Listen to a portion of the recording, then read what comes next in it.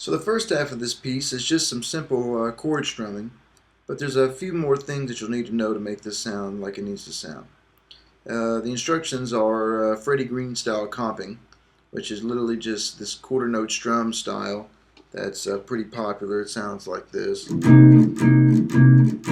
the way you accomplish this feat is you have to account for two types of muting in your left hand. Number one, you need to account for muting that makes sure that the strings that you're not playing are covered up and muted by other left-hand fingers. So, for instance, this first chord, the C minor 7, I've got my middle finger on the low E string, my third finger on the D string, and my fourth finger on the G. Now, notice the A string is not being rang out, so it's being muted by my second finger, while the second finger is also playing the low E string. So you do that by the tip of the second finger playing, and then like the side of it laying against the A string so it doesn't ring out. You can reinforce this with your first finger and lay it gently across all the strings. And because the first finger is on this side of all the rest of the ringing strings, it's going to mute all the open strings that you're not pushed down. So also mute the high B and the E string with your first finger like that. This lets you just kind of strum through the strings at will and not worry about missing certain strings with a strum. It just lets you worry about the time and the groove of what you're trying to do. Look at the next chord, the F7. It's the same thing. Second finger on the bottom, first finger, then the third finger. So I'm muting the low E with kind of like the tip of my second finger there, and then the first finger is muting the high B and E string again. And then the next chord, this B flat 6 shape here, same kind of thing. I'm muting all the strings that don't need to be ringing out with my second finger or my first finger, letting them kind of lay across. Then you have this D minor 7, which is like your C minor 7, and then you have your G7, which is like your F7. So you've already seen that. Now the second muting that you need to have to make this sound good is the sort of lifting up of the chord on the upbeat of the measure, or the upbeat of every beat.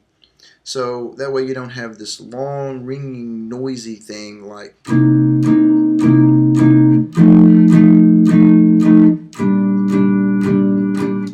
it may sound familiar to you, but you've been doing it wrong then. Because what you really want is this kind of rhythmic feel where on the upbeat the fingers are slightly lifted to help mute the strings and give it a little more groove.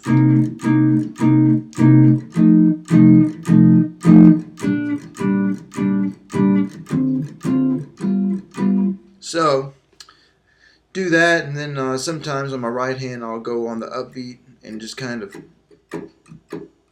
give it a little ghost note, and it helps make the passage a little more rhythmically interesting than just straight rang out quarter note chords. So get the muting down and it'll sound a lot better.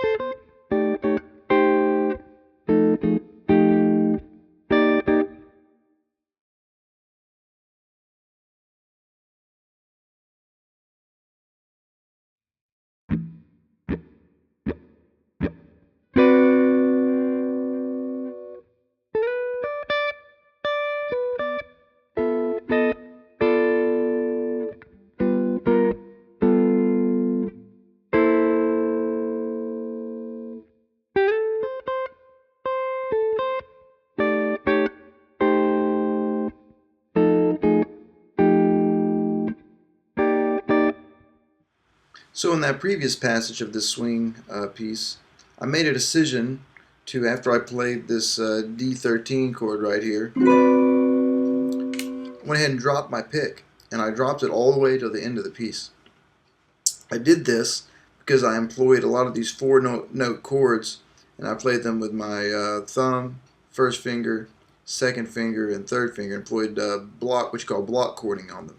I like block chording when you have to do something that's very rhythmically precise, because it allows you to control the duration, the articulation, and it makes the notes sound a lot cleaner, especially at kind of medium tempos like this. It's really useful, you know.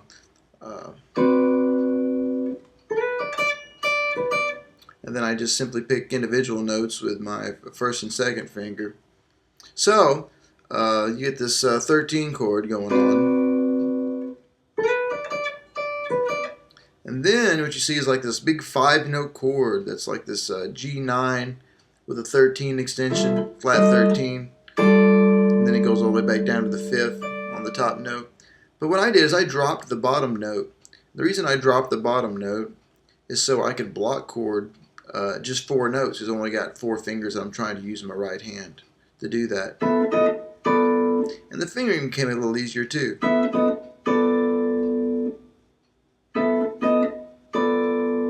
And so when I went down to the next thing, I went ahead and used a 4-note chord there too to make the technique feel the same. So I kind of got this dragging pinky in the high voice, kind of leading the sound and the melody down. Then it's the same thing down a whole step or 2 frets.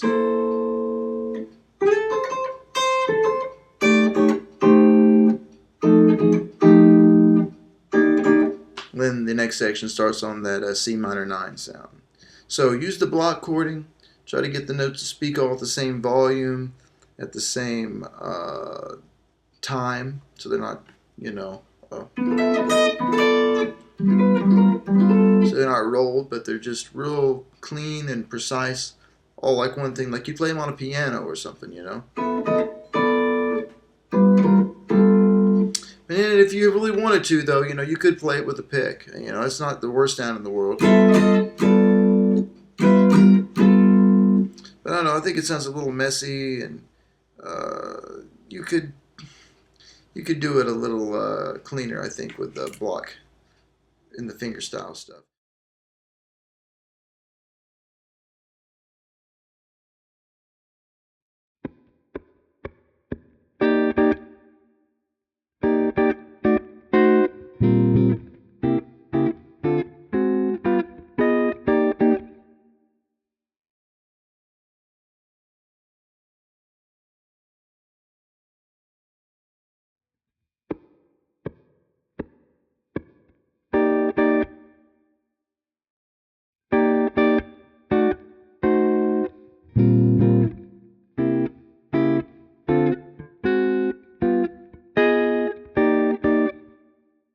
That section is probably the trickiest one of all the piece. So it starts with this real articulate C minor 9 chord, followed by that thing. And to get that to work, you want to have this bar shift down. Add the second finger, then the same thing with the third finger. Well, you lift the fourth finger too. So.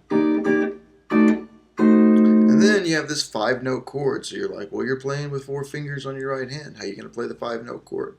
What I'm going to do is I'm going to strum it with the back of my thumb, real fleshy, kind of like Wes Montgomery or something.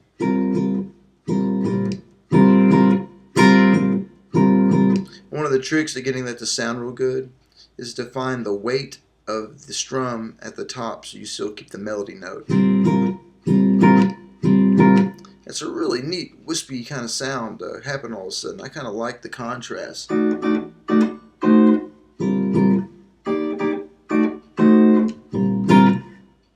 then you can go back and play the 4-note chords, block style. Right? So yeah, that next 2 chords, I have that C7. Then to make that a C diminished, you just put down your second finger. Then you shift up to this D minor 7. You have A flat 7, G7, then this little sub going back to C9 again. So the trick is is follow the left hand fingerings to get them real smooth chord changes. Use the block chording, and when you have that big B flat 6/9 chord, strum through it with your thumb. That way you can keep it kind of articulate and keep the finger style stuff happening.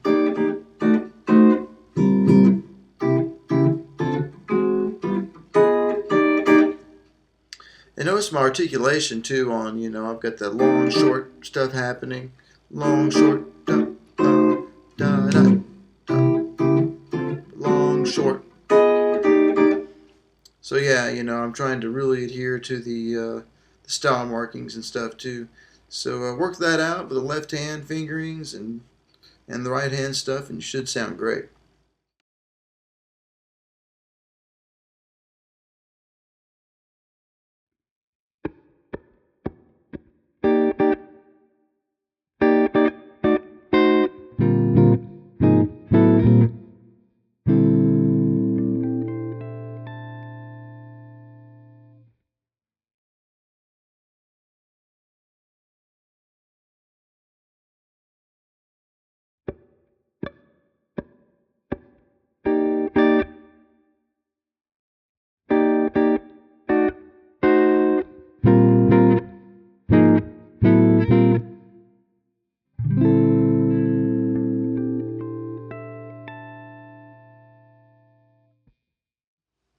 Yeah, this piece has a neat little ending here. Um, you have the same thing as earlier. Then you do the big chord, a 6/9 chord, strumming the thumb, and just move it around 2 frets and walk it back up 1 fret. And then you have the last chord. So a lot of times on those I like to mess around and pick some of the artificial harmonics with my thumb and first finger 12 frets above wherever I'm at, Maybe a little vibrato if you have a Bigsby. Some Bigsby vibrato, I don't know. Something nice. But, so there you go. I mean, that's a pretty simple piece. I think this is probably the simplest of all the all-region pieces. But I think it may sound the best. So good luck, and work through this stuff slowly. Don't try to rush into anything. Get that block chording down with your right hand. It'll really pay off, I promise. Listen for the evenness of each note. Listen for the evenness of the rhythm, so you're practicing slowly so you can hear that kind of thing. And listen for the style and the length of the notes. One more thing before I go, I want to give you a little tip. As you're trying the block chording stuff, if you're kind of new to fingerstyle guitar, one thing that may help you is when you're practicing slow at first, before you play and move to a new chord, plant the fingers that you're about to use on the new chord before you play it. So I got the thumb ready, then I got my fingers planted on the A, G, B, and E string that are about to play. Stuff like that.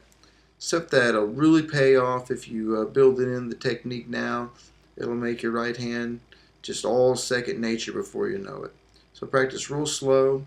Try planting the right hand fingers on the strings they're about to play before they have to play, and stuff like that, and it'll really pay off. So good luck, and get to practicing. Thanks so much for watching.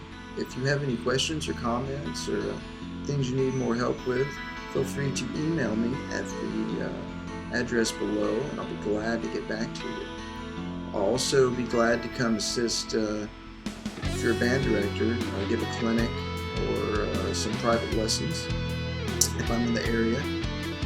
Don't hesitate to contact me about that as well. So thanks for watching, and I hope you enjoyed it.